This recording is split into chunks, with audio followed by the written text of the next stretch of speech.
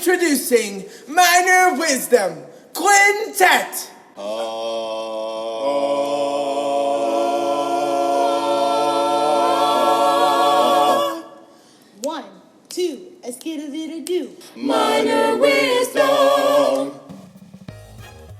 So this week I've got Katie Cross on Minor Wisdom. Katie has been doing a program called 75 Hard. She's actually lost a lot of weight and looks really great, and it's working out and doing all kinds of stuff. You can go on her Facebook page to check out what she's been doing. Again, it's 75 Hard. I'm thinking about doing that myself because I've put on the COVID-19 probably tenfold since this has all started. And my excuse is that I've been supporting local businesses and eating, takeout, carry out. Haven't been eating in restaurants really, maybe with the exception of a couple times, but it was out on the patio. And it was because it was Lupe tortilla and it was just really, really good. But anyway, that's about it for me. But yeah, been putting on that weight, getting ready for my winter body, if you will. Hope everybody's been doing okay. It's been extremely hot outside. As I record this, it's actually raining really hard, but, and that's a welcome sight. The rain is nice to get the lawn looking green and tall and big. Again, a couple things coming up. We're starting school again. That's kind of a big deal. I hope some of you have a plan ready to go. Your district should be getting stuff in front of you. I know my district is just working their what's off to get the plan ready, and I'm pretty sure most of it is ready. A lot of people delayed that for good reason. Pushed their start of their school year back or pushed some of their PD back so that the training that you're getting is maximized so that everybody's ready. Now, here's my concern, a little bit of my concern. I brought this up to a friend yesterday or 2 days ago. And my friend, I think I brought it up to my wife. But anyway, I am concerned that those new teachers or teachers like me that are switching schools or things like that, they're going to get really well trained on how to do the online stuff. And then when we start phasing students back in and going to like our normal jobs and being in front of kids, those new teachers and even some of the transition teachers going from a new school are not going to be familiar with what they're supposed to do or the classroom and what they're supposed to do in the classroom and be a little lost. So I'm hoping there's a plan for that. If you know anything, then let me know. Speaking of letting me know, again, I don't mention very often the social media world. I was on TikTok. As of right now, TikTok is still up, but, in the United States, it may be shut down by the time this episode drops. But I am on Twitter, Mr. Blake Minor. You can always email me at minorwisdompod@gmail.com, or even just go straight to blake.minor@gmail.com. You can also follow me on Facebook, and Minor Wisdom does have a page there. But I've noticed that those pages don't do a whole lot. So, but you can friend me on Facebook. Let me know that you're friending me because of this, because we might have mutual friends, but I may not remember you. Plus, if I met you at like Steward's Pedagogy by Inebriation, then there's a good chance I don't remember you from that either because, well, the inebriation part of things. So just let me know. But I'd love to hear from you. I'd love to know what your school's plan is, what your district's plan is. I've seen a lot of stuff online. So I would love to know that. Speaking of seeing a lot of stuff online, we had our thespian retreat this past week. Some of us stayed home. I stayed home and was on Zoom for 3 days with the thespian board. Some showed up in person and masked up and socially distanced and all that good stuff. But we have a lot of stuff planned virtually for you guys, which is going to be great. A lot of stuff's going to be announced very, very, very soon. I keep saying, that's annoying. But a lot of stuff's going to be announced very soon. Same with TETA. Both groups, I'm working with exhibits for that. So hopefully we're going to have some of that similar stuff for you so that you can benefit from these exhibitors, and more so the exhibitors can benefit from you, the people that kind of need your business right now. So make sure you're reaching out to those people that are working in the theater world, seeing how you can help them, because some of us still have budgets, but now these companies, we don't have shows. So these companies are going to lose out on some of that money. So reach out to see what there is that you can do to help some of these companies that have just been floundering these past few months because there's just no live entertainment. So do your best to do that. Again, it's not your money, it's your school's money, and try to make your theater department right now. Like, for instance, we are looking into upgrading some of our sound system. Well, you don't have to be doing a show to upgrade your sound system. So look into some things like that. Maybe start stocking up on some paint, things like that, so that you can be ready to go right when we get the all clear to start doing shows again.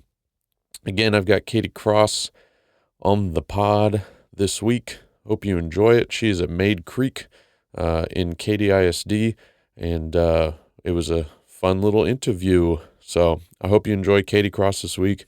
Everybody have a good, safe week ahead of you. Some of you starting your PD. Have fun with that. Take care. I got started in my theater journey when I was 5 years old, and I saw a production of Annie with my mom. I looked up at her and I said, I want to do that. And at the time, like, I was involved in church choir and performing, but my family didn't know much about theater, what it was, but I was like consistently bugging her about it, and she was like, fine. And then she found a summer theater program for me to get involved in College Station, where I was born and raised. And I got bit by the bug, as they say, and was performing and have been performing for the entirety of my life. I grew up, like I said, in College Station. I did community theater. I did professional theater. I was definitely like more of a performer. When it came time, my senior year, I was like, okay, like musical theater, I'm going to be on Broadway. Like, this is what I'm going to do. I've been training classically, like for voice for 5 years at the time. And my mom's a teacher. And so I grew up with a teacher, and my entire young life, I was like, I will never be a teacher ever. Absolutely not. Like, this is not what I want to do. Because I lived in my mom's classroom, which looking back was like probably one of the best things that ever happened to me. And I had my first directing gig when I was 17 years old, and they put me in charge of 45 first through eighth graders in a musical, and it was pretty good. And had a lot of folks that were like, "You're really good at this. You're really good at directing." And I was like, "Oh, great! I'm gonna go to dance class now." I went to Blaine College in Brenham for 2 years, and I highly love that program and still support it to this day, and got a lot of great life lessons that I learned there. As a performer, I was still directing all the time and still had the mindset of performer until I one summer I worked as a weight loss counselor at a weight loss camp in New York. And I lived with 14 to 16-year-olds for 9 weeks and loved every second of it. And I came back going, like, not a lot of people like being around young people. And I changed my major. I took kind of like a gap year to kind of figure out like where I needed to go, where I needed to transfer to. Lived in College Station for another year, performed a little bit more. And then I made my way to Texas State University. And their theater education program was everything I needed. I got to direct. I really fell in love with my education classes. I loved everybody that I worked with as an artist. I met my directing mentor, Jeremy Torres, there. And everything just like fell in line once I decided to go to the education path. I graduated and immediately got a job at the school that I student taught at in Franklin, Texas. Tiny two-way high school. The funny thing about my theater education journey is I never did theater in high school, so I never did one act in high school. So my first time to do one act was student teaching, and I was like, "What is this?" Fell in love with it immediately. So was there in Franklin, had a great run there, and then I got a job at Bryan High in Bryan, Texas. So I got to move home, be with my family. Realized that I needed to move again, and so then I moved to Houston and was at Langham Creek High School for 3 years as the assistant director.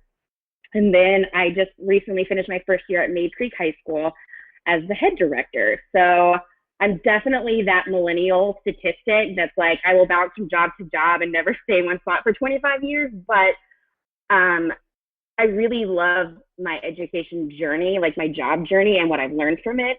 While at Langham Creek, I went to grad school at Roosevelt University in Chicago and graduated in 2019 with my master's degree in theater directing, which was like one of the best decisions I ever made in my entire life as an artist and a human. And now I'm at Mayde Creek, and I love it there. I love my kids there. I love my teaching partner. And so that is my kind of very quick theater journey in 5 minutes or less. It was exactly 5 minutes, just for the record.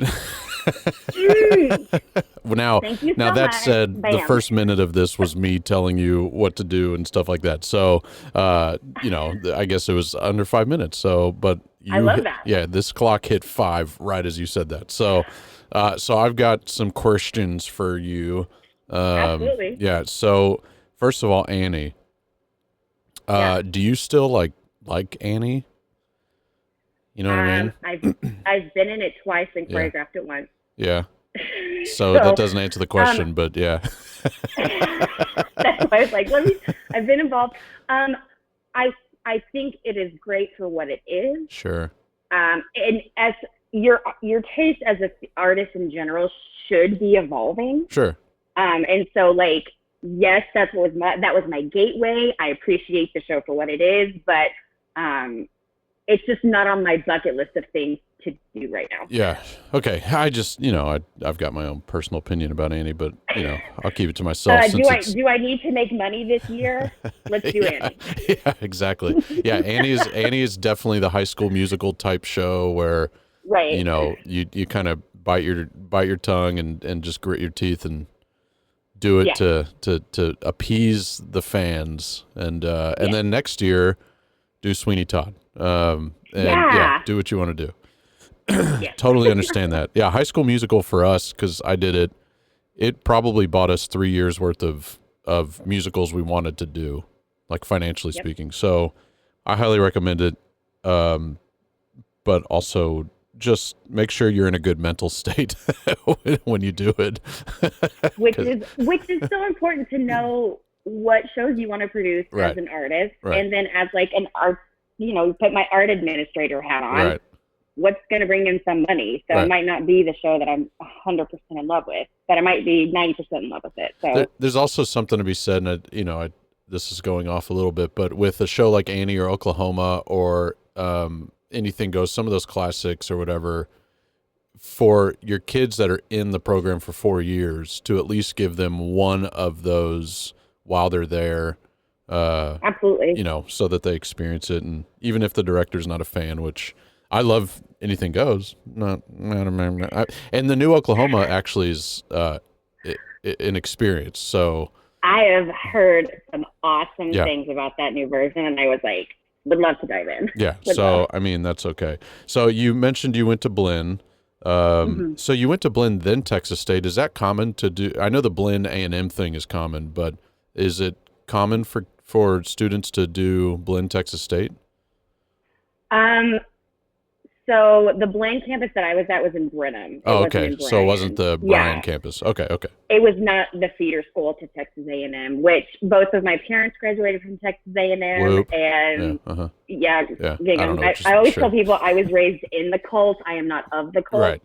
My sister went to A&M, so it pisses her off whenever I'm like, whoop, whatever. But I also had to, when I was looking at colleges, I was like, Mom, Dad, like, fine arts, Texas A&M. Sure. Like, that's not their forte. I have to look, But I do know that Blinn and Brenham, they send students all over the place in Texas. Did you say you went to the Brenham campus and I just glossed over it like a true man does?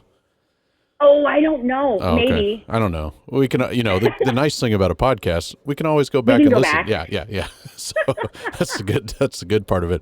Okay. And so I was recruited. So here we go. This is a good segue, actually. So there's a principal, there's an administrator in Brenham. I'm not quite sure what school he's at because he left Dulles to go there as an administrator for a middle school, I want to say. So I don't know where he is now in his career, but I know he's still in Brenham, and he loves it. He loves that area because for the price of a home in Houston, you get not just the home, but 5 acres of land and cows and chickens, and you're self-sustainable. So anyway, he thinks it's great out there. And I'll say this for the record, he's not your typical looking Brenham type person. So even he enjoys it, and his family loves it. But anyway, he has tried to recruit me into Brenham a couple of times because I have my administrative degree. So he's like, come out here and learn how to do things out here and then go back to the big world. I'm like, well, we'll see. Anyway, maybe one day. But so we share a common, and we talked about it right before we started recording, but we share a few common things. But one is that your principal was my principal, Ronnie Edwards, and we don't need to get into Ronnie. I love Ronnie.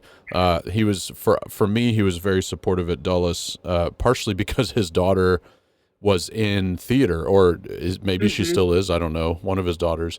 So yeah, Ronnie he is a great advocate. Yeah, not just for like fine arts, but like as an administrator. Yeah. That's one thing that I really enjoy about working with him. Like, he will advocate. He's one of those weird guys that his blood color changes whatever school he goes to, because he becomes such it's instantaneous, because when he was at Dulles, it was like, we're Vikings and we're proud and we're blah, blah, blah, blah, blah.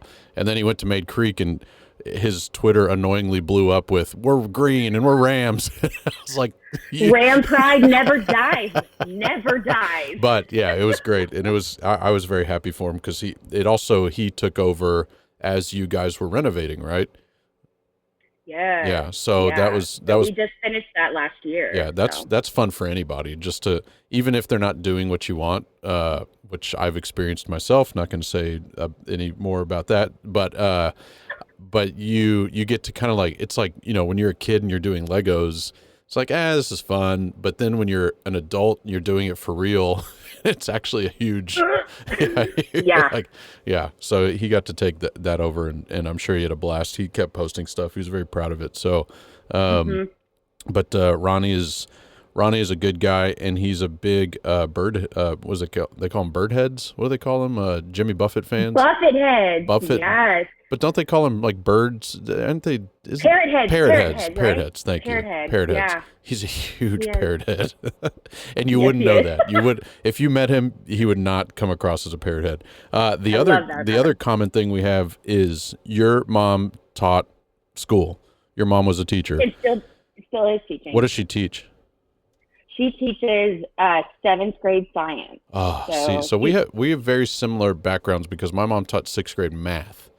Wow. Yeah. And so 7th, in my opinion, is a little better than 6th, because 6th graders are just a freaking mess. And because they just left elementary where they were the big fish, and now they're walking into, this is their first experience, because as a kindergartner, you don't really remember being a tiny fish in a big pond. But this is their first experience of, like, they're understanding the world around them, and their hormones are going nuts. And my mom taught 6th grade math for 21 years. And now that I'm an educator, I have no idea how she did that.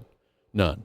I taught 6th grade. My first year of teaching, I taught middle school and high school, and I taught one 6th grade class. And after that year, I went to my admin and I was like, take them off. I will never do it again. I'll take 7th and 8th grade. I can't. Yeah. And I've never taught 6th grade since, because I was like, nope. And it's funny because personalities, we're not matching here. Yeah, and it's Jason Duga, who's the husband of my Nicole Duga, who was my coworker at Dulles. He loves 6th graders. Like, it's like, he's like, those are my babies. I'm like, bro, there are two things that are not meeting up in your head that, and he's one of the best theater educators for children that I've ever met. But he loves it. I'm like, no, that's not me. I'm very grateful for those kind of people who are called to those areas. Yes. And you hear all the time when you meet educators, it's like elementary. They're like, I don't know how you do high school. I'm like, I don't know how you do kindergarten. But that's what I love about him, is that you are called to that, and I am not. Yes. Yeah. And I probably shouldn't say this for the record, but I do curse in my classroom, and that would, I know, right? as a theater teacher, how dare I? Yeah. Every time they get surprised by it, I'm like, do your football coaches, do they just walk out and say, "Oh, cherry buckets"? No, they don't. They say other things. But anyway, I could only ever teach high school, and I'm questionable with that because I would love to go to college one day and teach college, and that's why I was going to get an MFA. But anyway, that's whatever. I don't want Thanks, COVID. coronavirus. Jeez. It's fine. I'm fine. I'm fine. Yeah. Don't worry about me. I'm glad I don't broadcast the video element of this. Yeah, just pulling out my hair. That's why I shave my head bald, so that I don't so that the it looks cleaner, you know. It's just okay. You don't know that I'm balding. I just do this. I just committed. Right. Right. Good for you. So anyway, I was also raised in a classroom, just like you, and I too. Back then, I was like, "There's no way I'm ever going to teach. There's no way." Like I would never have thought that or wished it upon myself, because I not only didn't enjoy going into my mom's room, but I didn't enjoy school. You know, I enjoyed the social element of it. I was super popular. I mean, come on. But wow. Yeah, no, I'm just kidding. I went to school with Beyonce. She was clearly more popular, but than me. But, on next week's podcast. Yeah. That said, though, in elementary, I was one of two Jewish kids, so we were both popular, and I'm still like really tight with Lindsay, the other person, but we were popular because we were the Jewish kids, you know. So that's different.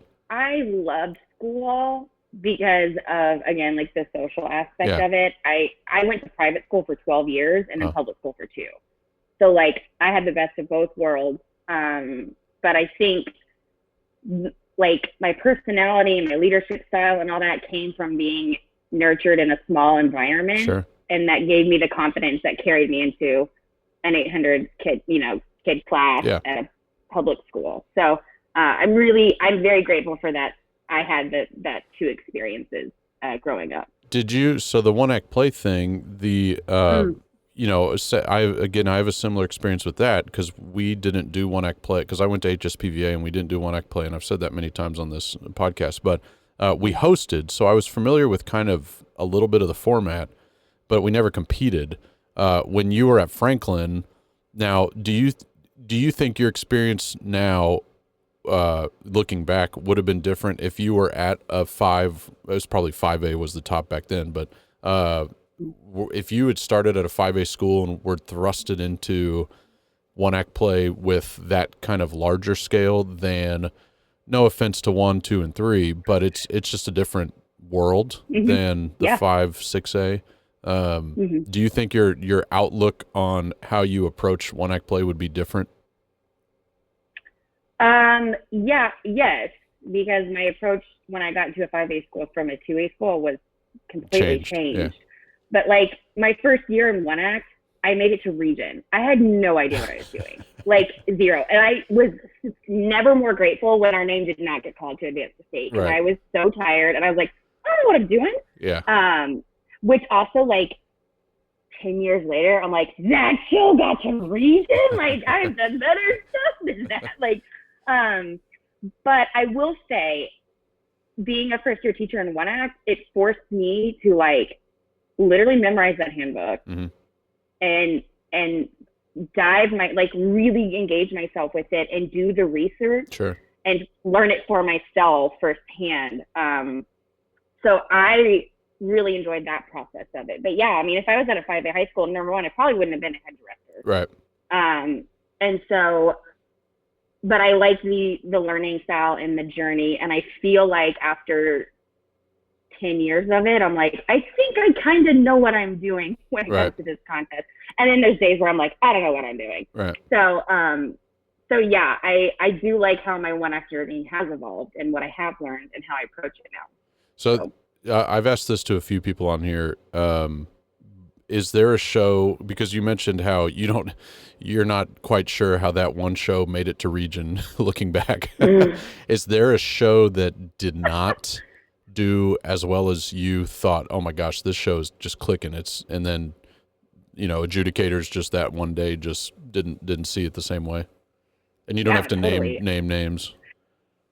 No, it's You're like, Freddie Buckner, look. I have the list on my phone. Give me a second. No, if I ever see Jared Berry ever again, I swear. No, listen, Jared. Oh my gosh, I love that man. We mounted a full female cast of Moby Dick. Oh. And that show is I told my co-teacher, this was his first year doing one act. I was like, the only show that I would ever want to remount for one act is that one, because it had so much potential. And I had way too many people telling me that it was a state-worthy show, and I was like, cool. Yeah. But I would like to go back and relook at it, because it was right before I went to grad school, and I was like, I've learned so much that I could apply to it. Right. Also, it's an all-female show that's an actually good show.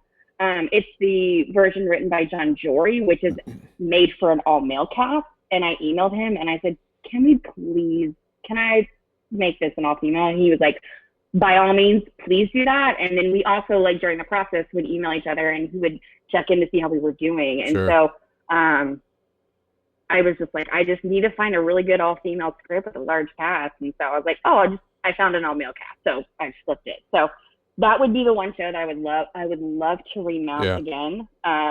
Was that at Langham, or where was that you did that? Yeah, that was at Langham. Okay. Mm-hmm. At Langham. And I don't know if I'll remount again. I'm kind of the mindset, like, there's too much literature and there's too many shows.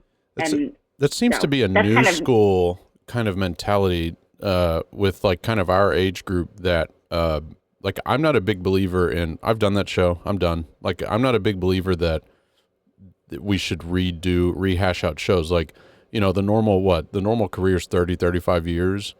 There are so many shows. There's so many shows. I can think of 30 musicals to do. Easily. Yeah. So I'm not a big believer in that. I know there are some kind of old school minds that, and some new school too, but some old school minds mostly that think, well, I succeeded in doing this musical 10 years ago. Let's do it again. And kind of, maybe they cruise, maybe they don't. I don't know. But I'm just not a big believer in that myself. I'm not a big believer in, like, my process is the same for every show that I do. Yeah. Because every show is so different. So I can't have, like, this recipe of, this is exactly how I, right, approach every show that I do. Like, that's, I don't know if that's a popular opinion, but that's definitely mine. And that's how I feel like as an artist, I have to shape how I approach things because of what is brought to me. Yep. So it's organic. I mean, my process is extremely organic, sometimes to the detriment of my students who are like, what are we doing today? I'm like, I don't know. Let's feel it out. Oh my gosh, I'm quite the opposite. I'm very type A. I'm very, like, I do all my dramaturgical work 6 weeks before, and here's all the calendars, and here's the binders. But then in the rehearsal space, that's where that organicness does come. Like, I'll have to give myself that structured boundaries, and then I'm like, let's work. Yeah, no, I'm the complete opposite, and it drives some people crazy. It drives some of them crazy. I even build scenery kind of organically because sometimes I change my mind. It's the Carolyn Boone School of Theater. I mean, that's, she was a legend at UH and would just wake up one morning and say, you know what, I want a green set now, and you just roll with it. So. That is how my associate director works. Yeah. And that's been really fun, like, learning that personality dynamic. I'm like, if you just justify it for me, okay, cool. Justify it. Right. Do you think contrast works as far as teacher, co-teacher, the co-teacher idea? Absolutely. Yeah. I think it works if both people are willing to embrace the other person and what that is. And it's funny because his name is Dr. Jeffrey Douglas. I'll put that in there. Yeah, do it. We talk all the time about how we work together, and have even talked about doing a workshop. Yeah. Because we do work so well together, and this is our first year working together in an artistic capacity, and it's just like blossomed into a really great partnership. Right. So Where's he from? all over the place. Okay. He Long career. he's from Georgia, but he was in New York Okay. when we hired him, and he came down. So, yeah. What's he a doctor of? He's a doctor of philosophy, and he studied theater and sports was his dissertation. Wow. So, like, I know a lot about sports now, especially Georgia football. Go Dogs! Just by osmosis of us sharing an office together. Right. So he is really an interesting character, and a really interesting look on theater, and again, like sports. Right. I know a lot about it now. That's interesting. He and I would probably get along great because I'm huge. Sure you would. Yeah. I'm a huge sport junkie, but I never played. You know, I'm not an athlete. So Yeah, that's kind of his thing too. Like Yeah. he just loves to study it. So Yeah. y'all go and get a Nerds. beer and talk about sports. You talk about sports with him. We'll bring Ronnie with us. So, another commonality we have is we, in different capacities, we both worked in Sci-Fair, and I think I was there before you got to Langham, though. I was working at the Berry Center. So, yeah, because you were not. I don't remember her name, the lady that was at Langham Creek, but I remember Paul Copenhaver and I, who we would constantly from the Berry Center take moving lights to her. She would borrow moving lights from us for her shows. And Would you like to know my really fun story about moving lights? sure, please. At a contest at the Berry Center, it was a UIL contest. Yeah. And I was sitting outside the room because I don't like being in the room the day of. Nope. And I see all these road cases rolling by. And then I see that it's moving lights. And I was like, jokingly said, you can just go ahead and take those to Langham. And the guy looked at me and he goes, really? And I was like, yes. Yeah. Then things happened and they were going to put them in storage. Guess what? We got Yeah. 28 moving lights at Langham. And I was like, thank you so much, Berry Center.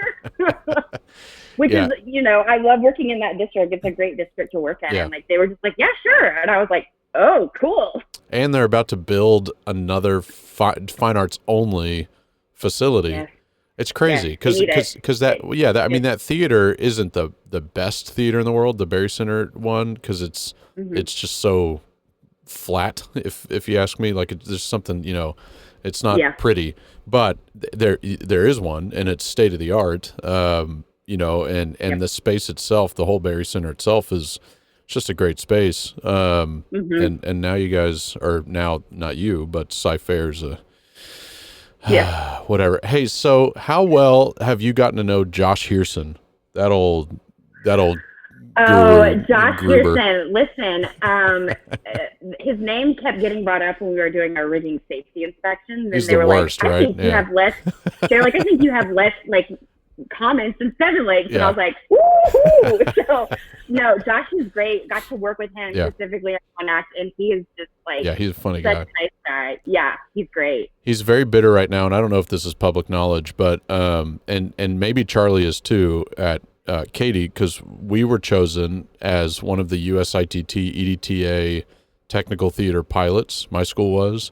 And I haven't been told not to say that. So anyway, and they were not. So anyway, Oh no! I think the world of Charlie and Charlie Woods.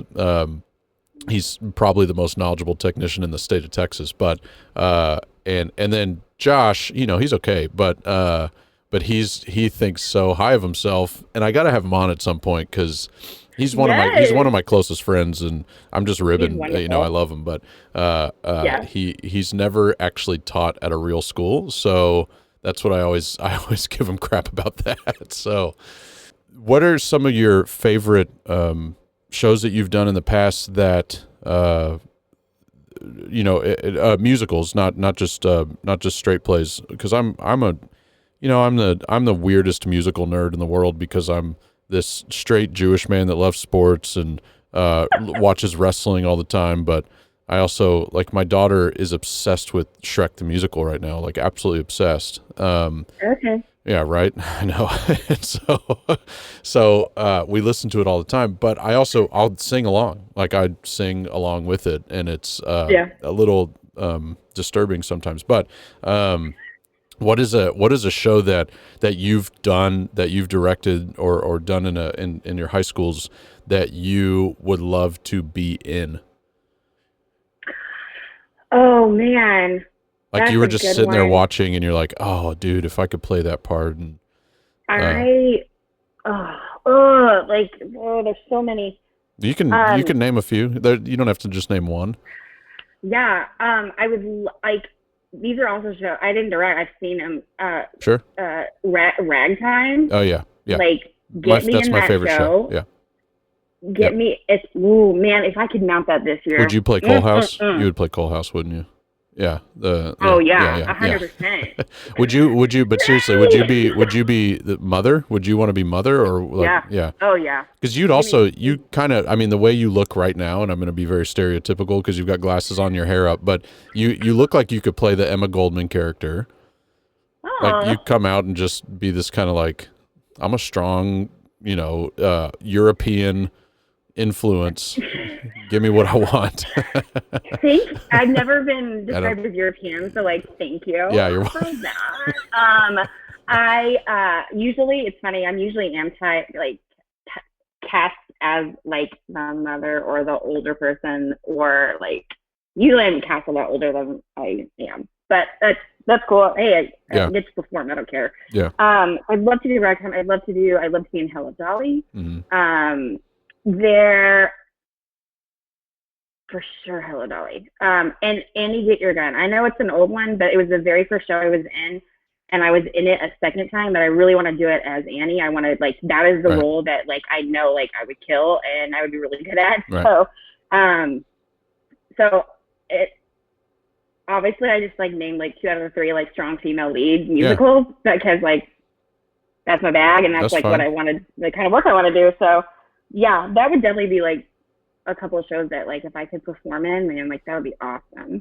So there's also there was a musical, a very small musical in Chicago that I saw called Haymarket, and it was based off the Haymarket union strike in Chicago, and it's a folk band musical, and everybody in the cast played the instruments, and it was like kind of like once everybody's on stage the whole time and you hear all these stories, but like it was such a moving piece of work and a very great new work. And I was like, if I ever could be in this or like put like somehow like direct it if it's possible, but like that was also another great show that I was like, yes.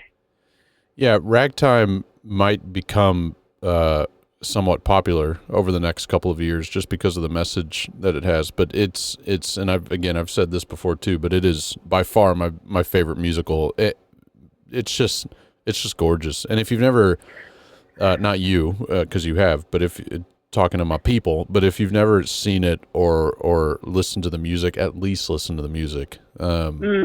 It's so freaking moving. I get chills every time I hear it. So I've seen it at Theater Under the Stars, right? So I've seen it with like the 3,000 person audience, but I've also got to see it performed in a black box with 150 people. Yeah. And let me tell you, the usher mistakenly put me on the first row of a thrust, and the entire time I was weeping the entire time, and all my friends were sitting at different times, and they're like, "You were just like in it," and I was like, I mean, when you're that in an intimate space and that music, I was just like, I can't, So yeah, that was one of the best experiences as an audience member I ever had was seeing that giant musical mounted in an intimate space, and I was like, this. Yeah, I went, we saw the Tuts version, my wife and I, and we went with some friends. We went with another couple. I won't say who that couple is because they're high and mighty in the world, but and that's not to you. I just don't want to out them. But they are black, and they didn't know anything about the show, and they were like at intermission, they were like, "Oh, okay, this is heavy," This is not a musical, right? Right. It's not a chorus line, but It's it's just a heavy show, but it's beautiful. Enough about ragtime. That's it's boring. Yeah. Ugh. What about straight play? Have you done straight plays? Have you been have you performed in straight plays? The last straight play I performed in was Steel Magnolias, and I don't know how I was cast as Shelby in that to this day. But they're like, Shelby, and I was like, me? Yeah. Because I was like, I'm gonna be Trudy because I'm a Southern sassy girl, and they were like, nope, just kidding, and I was like, all right. So was that a community theater thing, or was that college? It was Blaine College. Some years they do an alumni show. Oh, okay. The very first show, and so they rehearsed in the summer, and so they're like, come audition, and I was like, okay, and then they're like, Shelby, and I was, oh. So I've done a couple straight plays. I didn't do straight plays until I started directing in high school. Really, diving myself deep into it, and then I was like, oh, I'm doing directing a lot more straight plays than I am musicals. But then going to grad school in Chicago, the Chicago theater scene is something unreal. And that's where I'm diving into. I follow a lot of their theater companies for those new works because I'm I like what they're producing and stuff like that. So, yeah. Do you think that it's important for the kids to see you still be active and maybe even relevant in the world? Or is it not something? I think it is ridiculously important that they see you be an artist as much as you can. I'm single and I don't have kids, so I have the ability, at least they better see me going out and seeing theater. Right, sure. But as far as stretching your wings into different ventures, it depends on your schedule, it depends on all that kind of stuff. I was a self-diagnosed workaholic for my first 7 years of teaching. Yeah. And so there was nothing, it was all about my work and it was all about that. And then I was like, I cannot keep this up. So then I did a show out at Stageworks down here, got cast in that. I got nominated for a Broadway World Award for it. And I was like, oh, I guess I still kind of have it. Sure. But also it reminded me what it was like to be an actor. And I'm the worst at memorizing lines. So I send a lot of grace now because I'm I get it, kids. Yeah. It's a muscle memory thing. You have to 100%. keep working it out. Yeah. 100%. So it is important, and or at least reading plays. If you can't go see them, you need to be like, hey, I just read this play, or what have you. I think it's really important, and it's also that's how we feel ourselves as artists. Yeah. We cannot be stagnant in high school theater. Unpopular opinion or not, you have to. Yeah. Why did you become an artist in the first place? Right. You have to feel yourself. Right. So now I'm switching gears here a little bit because you and I are videoing, or we can see each other's backgrounds. My background has, a lot of things in it that we don't need to talk about. But your background, here's what I see in your background. First of all, I see a candle. What scent is that candle? First of all, it's like a coconut linen. I like very clean smells. Coconut. I don't like fruity smells. I think it's a coconut based candle, but it doesn't. Okay. Yeah, it's not tropical. I don't like tropical. I want a clean scent in my home. Sure. And then I see spices over your right shoulder. Yes. Are you a little chefaroo, or is that just for show? So this is going to segue into another rabbit trail about cooking. As my first year in Katy was in survival mode as a human.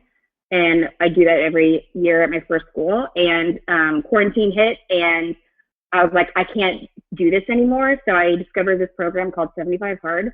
It's a mental toughness program. And because of that program, you have to stick to a diet. It doesn't matter what the diet is. Right. And so from that, I have learned to cook for myself and make healthy meals for myself. And I'm currently doing the second part. So I did 75 Hard, done. Now there's a second part to it. I'm doing that. So for the entire month of July, I have cooked for myself. I haven't eaten out once. Wow. So I don't fancy myself a cook, but I have learned to enjoy making myself dinner and fueling myself in a healthy way. And so I do use all of those spices over there, but in true fashion, all I need is garlic powder. Sure. That's Yeah. all I need in life. It's just like, I just put garlic powder on everything Yeah. and I'll be fine. So, I'm the so same way. they are used. They're not just for show. What is something that you've made that surprised you and something that's disappointed you that you thought was going to be really good?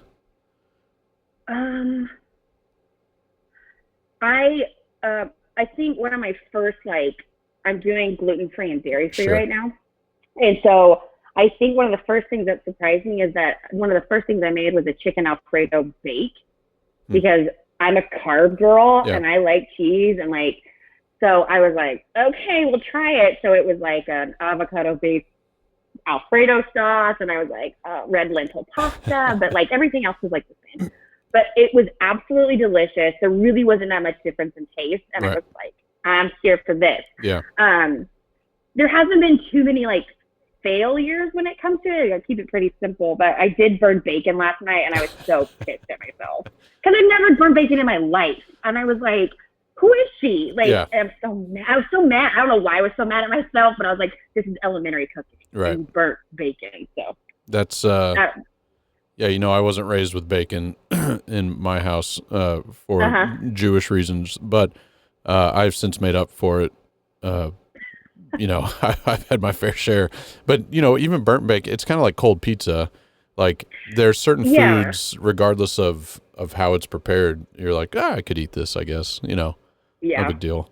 So I did save like 2 or 3 pieces, and I was like, all right, don't mess this up. Yeah, but I didn't. So. Have you ever done? My wife and I have talked about doing this, and she's done it more than I have. Have you ever done like a chopped challenge for yourself? Like, let's open the fridge. I'm not that talented. I need a recipe. Okay. I need a recipe. I can't. You should try it just for fun. I could. I could try it. Yeah. I just don't. I'm also like a rule follower. I'm like, give me the steps. Yeah, you need all that. Why didn't you? You sound like somebody that should have gone to the military or something. Because they're very regimented. So. My dad was a police officer. Oh, really? So, I was raised in a very disciplined, like structured household. And it's also funny that you say military. One of the books I'm reading right now is The Dichotomy of Leadership, which is how the Navy SEALs lead. Yeah. And like, how do you apply this to your life? So, I love a good structured discipline. Like, so I thrive in that. It's funny you say that, and this is going off on a little bit of a weird path, but I just had dinner a couple nights ago with a friend of mine who's a nuclear something or other for the Navy. Like he knows things, right? And he didn't share anything with me, but I was with 2 other people, and we were outdoors at a restaurant, like chill out people. But anyway, we had our mask on when we weren't eating. But the friend I was with that is not in the military was asking him questions about things that he really shouldn't be answering. And so he was trying to answer them as politically correct as possible. And here I am I was like, what color is the inside of the submarine? Like, what do you like, what do they cook in the kitchen? I wanted to know what like on a daily basis, what they made in the kitchen. What do they, how are you guys keeping a good diet? And he had a story about starting to get the rumbling and his tumbling while he was on watch and how he took care of that. And I'm not going to get into details, but those kind of things, like I was like, that's interesting to me. And then the other guy was like, what's the ratio of the depth of the blah, blah, and I'm like, shut up. What color? Yeah. What color's the big red button? Anyway, that kind of thing. I think civilians are so interesting. Anyone that's not in my definition of a civilian is anyone that's not in my, like, a theater person. And I'm like, wow, like, what a life you live. That's crazy. Yeah. Are you a Harry Potter person? I am. So I know I am a Slytherin that chooses to be a Gryffindor. Oh. That is my house. Yeah. So I'm Harry Potter. I'm a Gryffindor. Yeah. I'm not I didn't choose that house. That house chose me. But what? So you look at civilians kind of like muggles, I guess, or is that? Oh yeah. Okay. So if you ever go to my social media, I always talk about like online dating, and I'm always like, I have to have this. I know that my future partner needs to be a civilian. Sure. Because I can't, and so like they're like, I'm an accountant. And I'm like, tell me about working with adults. Like, what is that like? Like, you make it to happy hour twice a week? Right. You know? So I just, and I'm always a little hesitant to always tell them that I'm a theater director because of like the stipulations. I'm like, I'm a high school teacher. Yeah. I'm cool. I was going to say, one of the craziest things, because you were talking about like making it to happy hour, I was going to say, you see the sun, you know, one of the craziest things that's happened with this quarantine thing is like right now it's what, 10:50 in the morning, you know, there's the sun is outside. And I know that, and this is controversial, but I'm pretty sure God was blessing us because we were being so good at the beginning and the weather was so beautiful and everybody's spending so much time outside. And then the state opened up and God was like, you know what? I'm going to keep you inside by making it 105 outside. So, and on top of that, I'm going to send 2 tropical depressions and one's turning into a hurricane. So here we go. Hunker down. Yeah, I saw that this morning. Go ahead. This is the time of the podcast where I'm just going to say, please wear your mask. Yeah. And please be respectful of masks. Okay, cool. Have you gotten into the cute mask world? No. Oh, see it. Which is weird because I'm a monogram girl. Everything I own is monogrammed, and so I don't have a monogram mask. But my mom, she's a sewer. She made all my costumes and stuff. So she's made all. Does my she have a Cricut? No, not the Cricut. Oh, okay. We're not that cool. We're not that cool. Yeah, I didn't know.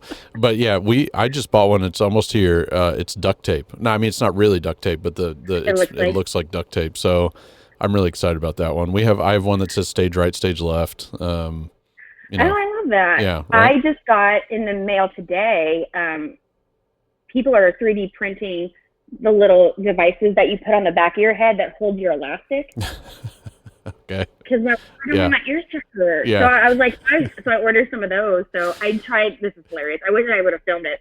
I had my hair up and it got my hair caught in it. So like my mask and my hair, and I was like, oh, this is a lot harder than I thought it was going to be. Yeah, it's a whole new world right now. It's very unique to be talking masks, but you know, It's where we are, right?